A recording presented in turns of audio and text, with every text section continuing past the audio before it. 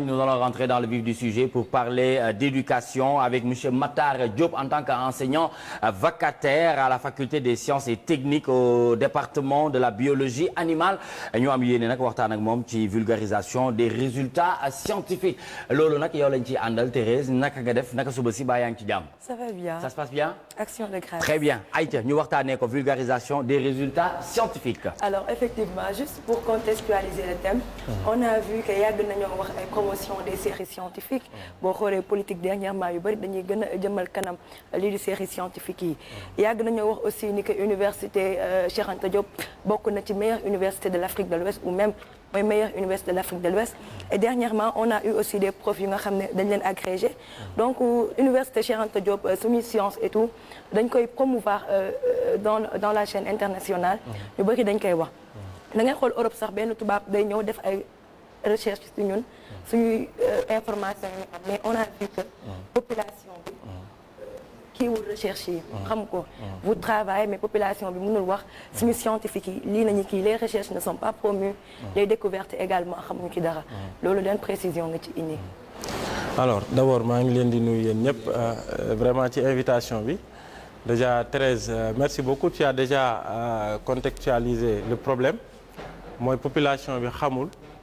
li nga xam ne moom la gëstukat yi nekk ci réew mi di def loolu lan moo ko waral parce que tout simplement gëstukat yi amuñu ay possibilité di jàkkaarloog population yi pour di partager résultats yi ñu am te mu amal njariñ population bi ci fànn yépp te également tey au moment où je vous parle amul au niveau de nos médias amul benn émission de télé boo xam ne dañ ko consacrer à la science pour permettre leen ñoom bu ñu defee seeni travaux de recherche ba pare au moins ñu ñëw toog ci plateau pour expliquer Sénégalais. Est-ce que aussi vous êtes accessible parfois da ngeen di gis ni que da ngeen dem ci chaîne internationale yi. parfois ay découvertes yu bëri. ay lu ci mel ni ay chaîne internationale ñoo koy ñëw. def ko ci ñun suñuy professeur alors que ñun dañu ci xam dara.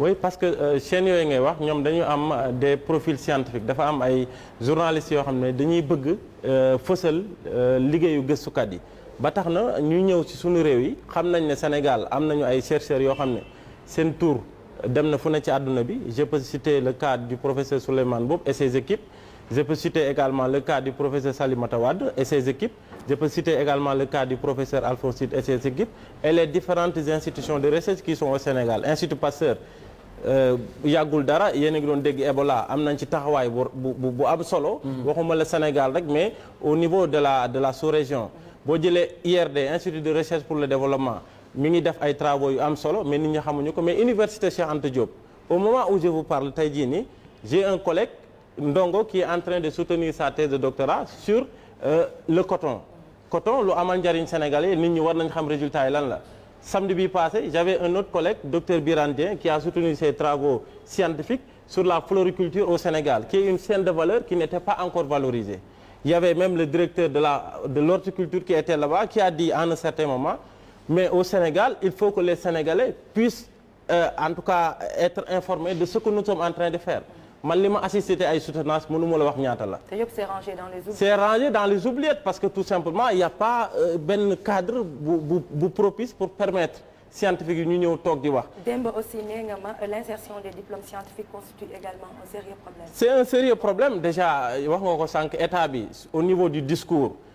Voilà il nous faut développer la science il faut que les jeunes travaillent les filières scientifiques loolu mooy discours bi et souvent c'est des discours de circonstances lu ci ëpp y a la volonté mais problème bi mooy il faut aussi revoir l'environnement de la recherche au Sénégal mënoo jël par exemple élève bi mu jógee primaire def 6 ans am entrée en 6e ñëw defaat 4 ans am BFM les meilleurs souvent je dis souvent et généralement sont orientés vers les séries scientifiques mu defaat 3 ans am baccalauréat ñu yóbbu ko université mu def 3 ans am licence avec la réforme LMD am après licence bu def master donc mu def presque 13 ans plus 5 ans déjà ça fait 18 ans d'études ensuite le jour de sa soutenance il invite ses familles il invite ses proches il invite tout le monde avec un jury composé d'experts dans différents domaines ñu ñëw ñu valider liggéeyam ne travaux scientifiques yi nga def par exemple sur les pesticides gis nañ ne sénégalais yi ni ñu utiliser pesticides yi baaxuñ amuñu formation les taux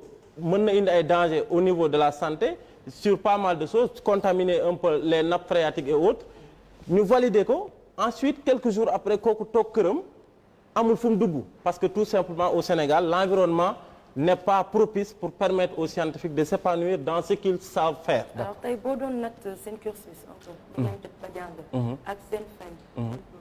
est-ce que vous direz.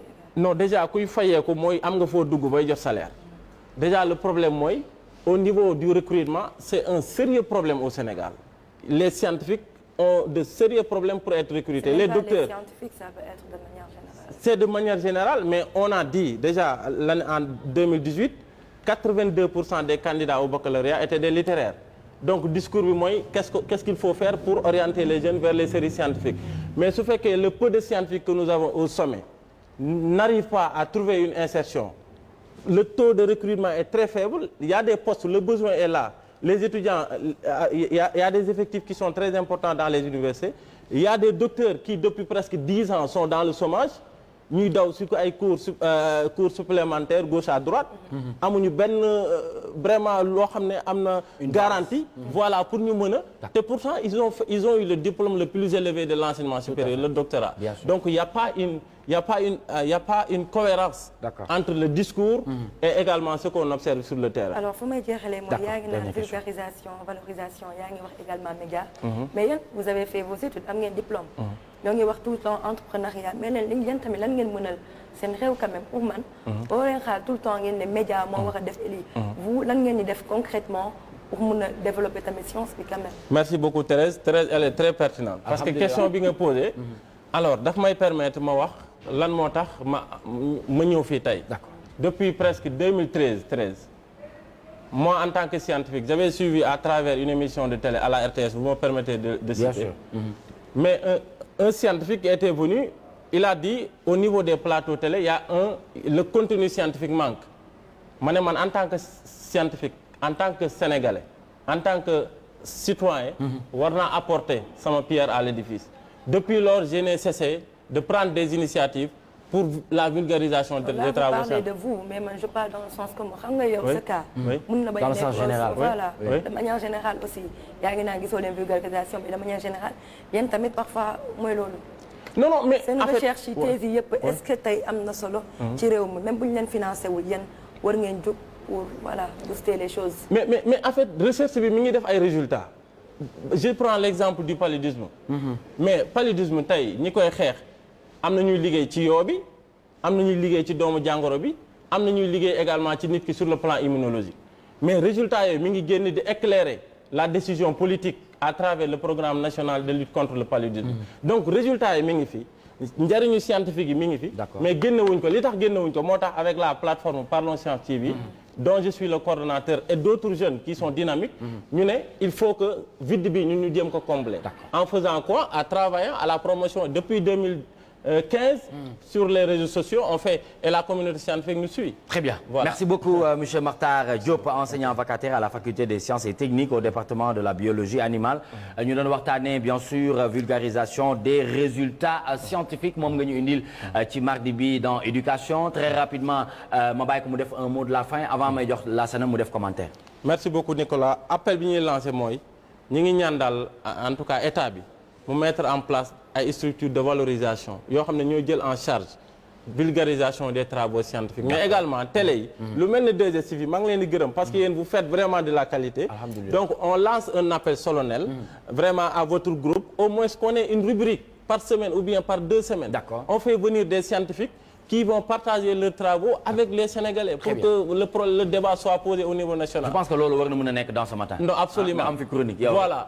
Je me mets à votre disposition. Voilà, très bien. Merci beaucoup Makhtar Diop. ñu ngi lay sant di la gërëm bu baax en attendant ñu ànd ak Fatou Fall mu dindi le micro bi ma ànd ak Lassana pour nga def commentaire ci question réponse yi nga xamante ne apporté nañ ko tout à l'heure par rapport à la scientifique gis nañ ne série la boo xamante ne su ma ko ñemee wax mooy ñun sénégalais yi ñemewuñu ko loolu wala amul bayre amul bayre waaw xale yi dañ koo ragal ndax mat bi peut-être pédagogie bi ñu leen koy jàngale depuis le bas âge moom moo koy waral déjà dama koy féliciter ndax jàng moom dafa metti boo jàngee ba am doctorat je pense que am nga mérite maintenant am na benn problème boo xamante ne dama koy bon c'est dommage que dafay dem foofu dama koy dem ñoom laay rejeter faute bi ndax bu fekkee da nga jàng ba am doctorat def ay recherche yoo xamante ne ça t'a pris des années et des années ñu financer la nga dem sur le terrain parce que mënoo toog sa bureau tëju fa wala toog sa kër tëju fa pour def ay recherche bu fekkee da nga dem sur le terrain boo jëwee ba def soutenance ñu valider ko je pense que loolu noonu résultat boobu noonu waroo ko jël tëj ko ci tiroir yow yaa war a demaat delluwaat ci terrain bi bu fekkee ni yow jëluñu la pour nga liggéey yow war nga mën a créer sa benn cabinet de consultance bu ndaw sànq Thérèse wax na ko